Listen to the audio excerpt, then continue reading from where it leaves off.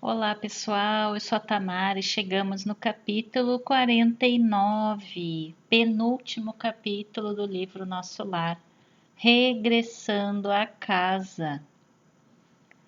Imitando a criança que se conduz pelos passos dos benfeitores, cheguei à minha cidade, com a sensação indescritível do viajante que torna ao berço natal depois de longa ausência. Sim, a paisagem não se modificara de maneira sensível. As velhas árvores do bairro, o mar, o mesmo céu, o mesmo perfume errante. Embriagado de alegria, não mais notei a expressão fisionômica da senhora Laura, que denunciava extrema preocupação. E despedi-me da pequena caravana, que seguiria adiante. Clarencio abraçou-me e falou: Você tem uma semana ao seu dispor. Passarei aqui diariamente para revê-lo, atento aos cuidados que devo consagrar aos problemas da reencarnação de nossa irmã.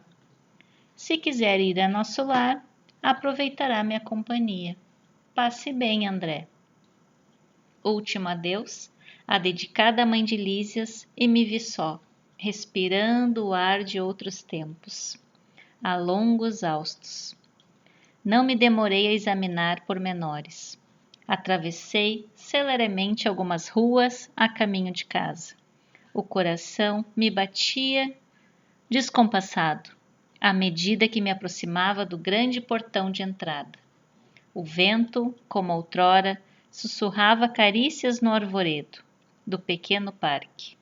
Desabrochavam azaleias e rosas, saudando a luz primaveril.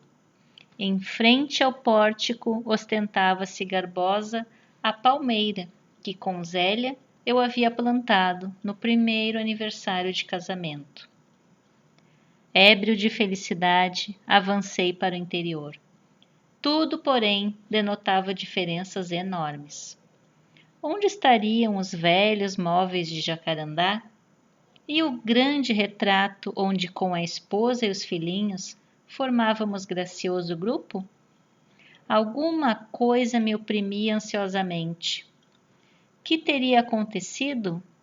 Comecei a cambalear de emoção. Dirigi-me à sala de jantar, onde vi a filhinha mais nova transformada em jovem casadora. E quase no mesmo instante vi Zélia, que saía do quarto, acompanhando um cavalheiro que me pareceu médico à primeira vista. Gritei minha alegria com toda a força dos pulmões, mas as palavras pareciam reboar pela casa sem atingir os ouvidos dos circunstantes. Compreendi a situação e calei-me, desapontado. Abracei minha companheira com o carinho da minha saudade imensa, mas Zélia parecia totalmente insensível ao meu gesto de amor. Muito atenta, perguntou ao cavalheiro alguma coisa que não pude compreender de pronto. O interlocutor, baixando a voz, respondeu respeitoso: Só amanhã poderei diagnosticar seguramente, porque a pneumonia se apresenta muito complicada. Em virtude da hipertensão, todo cuidado é pouco. O Dr. Ernesto reclama absoluto repouso. Quem seria aquele Dr. Ernesto? Perdia-me num mar de indagações, quando ouvi minha esposa suplicar ansiosa. Mas, doutor, salve-o por caridade. Peço-lhe, não suportaria uma segunda viuvez. Zélia chorava e torcia as mãos, demonstrando imensa angústia. Um corisco não me fulminaria com tamanha violência. Outro homem se apossara do meu lar. A esposa me esquecera. A casa não mais me pertencia. Valia a pena de ter esperado tanto para colher semelhantes desilusões? Corri ao meu quarto verificando que outro mobiliário existia na alcova espaçosa. No leito estava um homem de idade madura, evidenciando melindroso estado de saúde. Ao lado dele, 3 figuras negras iam e vinham, mostrando-se interessadas em lhe agravar os padecimentos. De pronto, tive ímpetos de odiar o intruso com todas as forças. Mas já não era eu o mesmo homem de outros tempos. O Senhor me havia chamado aos ensinamentos do amor, da fraternidade e do perdão. Verifiquei que o doente estava cercado de entidades inferiores, devotadas ao mal. Entretanto, não consegui auxiliá-lo imediatamente. Assentei-me decepcionado e acabrunhado, vendo Zélia entrar no aposento e dele sair várias vezes, acariciando o enfermo com a ternura que me coubera noutros tempos. E depois de algumas horas de amarga observação e meditação, voltei, cambaleante, à sala de jantar, onde encontrei as filhas conversando. Sucediam-se as surpresas. A mais velha casara-se e tinha ao colo o filhinho. E meu filho, onde estaria ele? Zélia instruiu convenientemente uma velha enfermeira e veio palestrar, mais calmamente, com as filhas. Vim vê-los, mamãe, exclamou a primogênita. Não só para colher notícia do Dr. Ernesto, como também porque hoje singulares saudades do papai me atormentam o coração. Desde cedo, não sei por que penso tanto nele. É uma coisa que não sei bem definir. Não terminou. Lágrimas abundantes borbotavam-lhe dos olhos. Zélia, com imensa surpresa para mim, dirigiu-se à filha autoritariamente. Ora essa, era o que nos faltava. Aflitíssima como estou, tolerar as suas perturbações. Que passadismo é esse, minha filha? Já proibi a vocês terminantemente qualquer alusão nesta casa a seu pai. Não sabe que isso desgosta o Ernesto? Já vendi tudo quanto nos recordava aqui o passado morto. Modifiquei o aspecto das próprias paredes. E você não me pode ajudar nisso? A filha mais jovem interveio acrescentando. Desde que a pobre mana começou a se interessar pelo maldito espiritismo, vive com essas tolices na cachola. Onde já se viu tal disparate? Essa história dos mortos voltarem é o cúmulo dos absurdos. A outra, embora continuasse chorando, falou com dificuldade. Não estou traduzindo convicções religiosas. Então é crime sentir saudades de papai? Vocês também não amam? Não têm sentimento? Se papai estivesse conosco, seu único filho varão não andaria, mamãe, a praticar por aí tantas loucuras. Ora, ora, tornou Zélia nervosa e enfadada. Cada qual tem a sorte que Deus lhe dá. Não se esqueça de que André está morto. Não me venha com lamúrias e lágrimas pelo passado irremediável. Aproximei-me da filha chorosa e estanquei-lhe o pranto, murmurando palavras de encorajamento e consolação, que ela não registrou auditiva, mas, subjetivamente, sob a feição de pensamentos confortadores. Como alguém que molha uma plantinha, lhe encorajando, lhe estimulando a crescer, a seguir. Afinal, via-me em face de singular conjuntura. Compreendi agora o motivo pelo qual meus verdadeiros amigos haviam procrastinado tanto o meu retorno ao lar terreno. Angústias e decepções sucediam-se de tropel. Minha casa pareceu-me então um patrimônio que os ladrões e os vermes haviam transformado.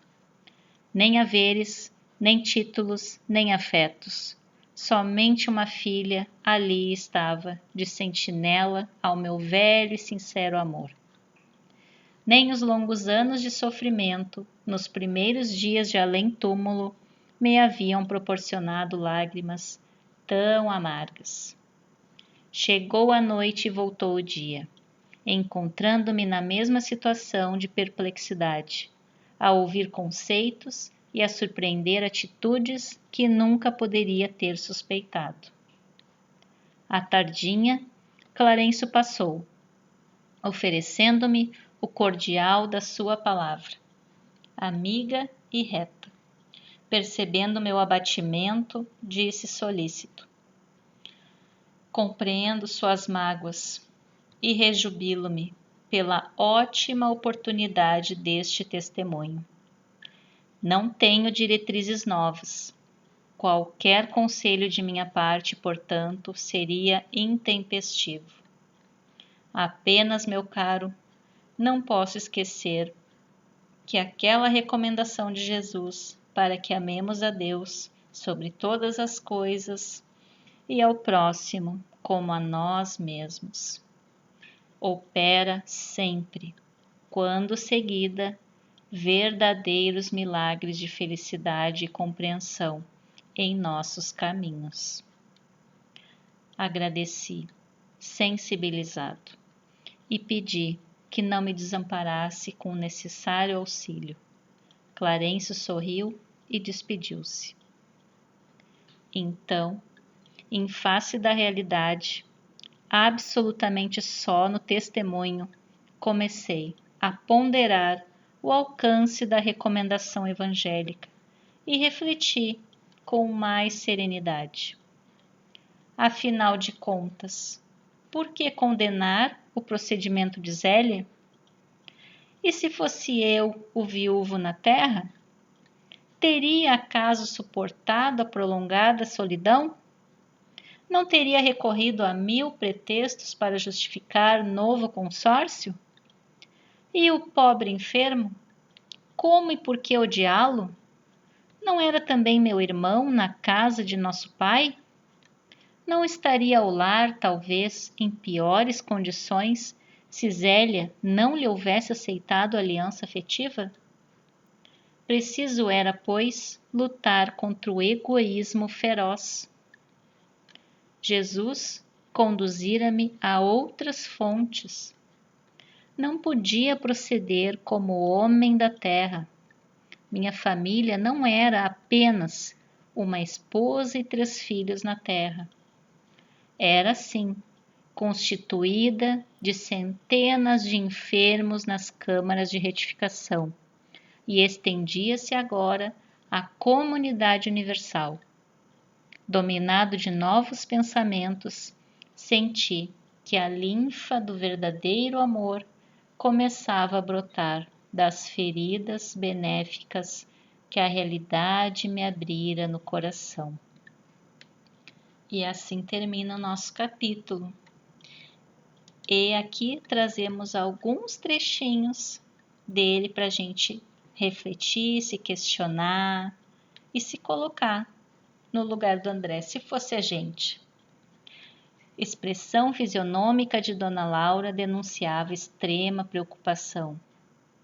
Podemos aqui pensar, questionar que alguns ou todos lá em nosso lar, próximos de André, sabiam do que estava acontecendo no seu lar terrestre e, de certa forma, o auxiliavam, mas de forma indireta. Ao lado dele, 3 figuras iam e vinham. Mais uma questão para a gente se questionar. Será que em algumas moléstias, em algumas doenças nossas, será que elas não vêm acompanhadas de obsessores, de espíritos que querem o nosso mal? Vamos pensar, vamos questionar. Outro homem se apossara do meu lar. Será que André esqueceu que ele já tinha desencarnado, que ele já estava em um outro plano? Será que ele conseguiu ter essa lucidez, esse desapego de que a vida continua e cada um segue conforme der, devido à situação, devido às condições, aos costumes, às necessidades? Teve ímpetos de odiar o intruso, teve ímpetos, a raiva veio, o ódio veio, mas já não era eu o mesmo homem de outros tempos. O Senhor havia me chamado aos ensinamentos do amor. Ele conseguiu parar no momento em que veio a raiva, em que veio o ódio. Ele conseguiu parar e raciocinar ali na hora. E isso é difícil, mas ele conseguiu. Se fosse a gente, as questões aí do dia a dia, em que vem o ímpeto, por mais que a gente estude, assista palestra, se esforce, a gente consegue raciocinar no mesmo momento em que vem esses ímpetos? Mais uma questão para a gente pensar, se questionar. Não consegui auxiliá-lo imediatamente. Talvez, dentro do contexto do livro, ele não tenha conseguido porque estava, amadurecendo ali aquele sentimento de raiva e de raciocínio. Mas espera aí, não é isso que eu estou aprendendo lá em nosso lar. Talvez tenha sido nessa situação, ou não. Desde cedo, não sei por que penso tanto nele. Será que a gente também, quando a gente sonha, ou quando a gente pensa de repente em algum parente, em algum amigo desencarnado, será que não seria uma aproximação? E por isso, da nossa sintonia, do nosso pensamento? Vamos pensar, vamos questionar. E se fosse eu o viúvo na Terra? Eis aí a lição da empatia. E se fosse comigo? Para qualquer situação. Lembrando que para mim, pelo menos, é difícil, naquele momento do problema, eu inverter o questionamento. Mas e se fosse eu? É difícil, mas estamos aí, refletindo, estudando, para que quando vem esses testemunhos maravilhosos, para que a gente consiga colocar o que a gente estuda, o que a gente aprendeu na prática. Fica aí uma provocação para todos nós. Então é isso, alguns questionamentos desse maravilhoso capítulo. Paz e luz a todos nós. E até o próximo.